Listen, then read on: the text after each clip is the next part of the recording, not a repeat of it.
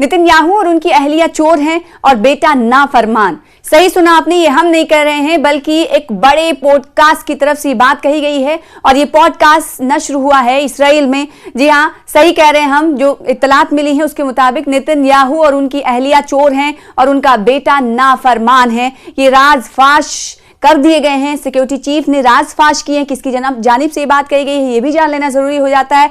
यहां पर आपको बताएं इस पूरे वीडियो के जरिए कि इसराइल के सिक्योरिटी चीफ हैं, उन्होंने राज अफशा करते हुए कहा है, एक वेबसाइट से बातचीत करते हुए, और ये नश्र भी हो चुका है। जी हाँ, सही सुन रहे हैं आप, इस्राएली सदर के, इस्राएली वजीर आजम के हवाले से ये बात कही गई है। वो भी बात किसी आम इंसान के जरिए नहीं बल्कि सिक्योरिटी चीफ के हवाले से कही गई है। एक पॉडकास्ट में इंटरव्यू के दौरान सामने आई है। इस्राएली वजीर आजम बेंजामिन नेतन्याहू की सिक्योरिटी टीम के साबिक सरबराह एमी दोरो, इनका नाम है, द्रोर नाम है इनका, एक पॉडकास्ट में नेतन्याहू खानदान के हवाले से वो इंकशाफ करते हुए नजर आए। उन्होंने बताया कि बेंजामिन नेतन्याहू के बेटे यायर नेतन्याहू ने अपने वालिद पर हमला किया था, जिसके बाद उसे अमेरिका के शहर मियामी मुंतकिल होने पर मजबूर किया गया।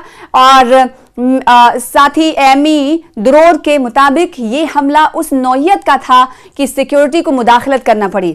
साबिक सिक्योरिटी चीफ ने बेंजामिन नेतन्याहू की अखलाकियात पर सवाल उठाते हुए कहा कि वो रेस्टोरेंट्स में बिल अदा नहीं करते थे, अखराजात अपने अमले या मुहाफिजों पर डाल देते थे। उन्होंने नेतन्याहू की अहलिया सारा नेतन्याहू के बारे में दावा किया कि वो चोरी के जुनून में मुब्तला हैं। उन्होंने खुद होटलों से तौलिए और रियासत की मिल्कियत वाले तहाइफ गायब होते देखे हैं।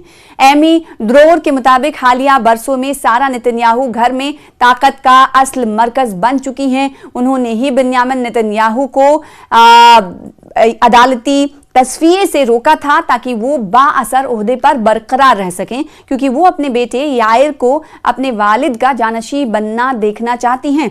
रिपोर्ट में यह भी बताया गया है कि बेंजामिन नेतन्याहू अक्सर अपनी बीवी और बेटे के गुस्से से बचने के लिए खुद को कमरे में बंद कर लेते थे। साबिक सिक्योरिटी चीफ ने ख्वाहिश जाहिर की है कि बेंजामिन नेतन्याहू को इंसाफ के कटहरे में लाकर जेल भेजा जाए, क्योंकि उनके मुताबिक वजीर आजम ने सियासी मुफादात के लिए कैदियों के तबादले की डील्स को नाकाम बनाया और तहाइफ वसूल करके इंसाफ की राह में रुकावटें खड़ी की। जी हाँ, ये तमाम जो तफसीलात आपने इसराइल के वजीर आजम बेंजामिन नेतन्याहू के हवाले से सुनी है, ये कोई झूठी कहानी नहीं बल्कि एक सिक्योरिटी चीफ के जरिए एक इंटरव्यू में कही गई बातें हैं।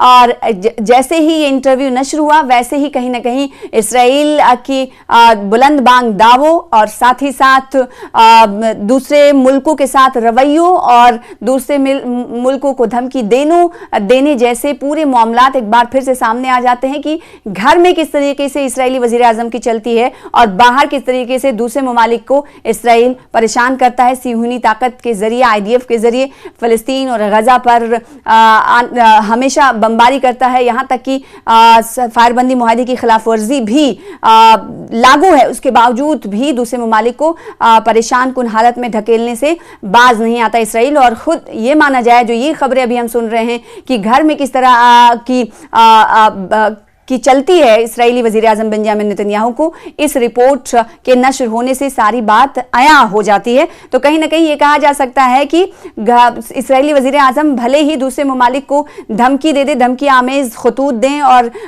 इंतबा दें, लेकिन घर में उनकी नहीं चलती है।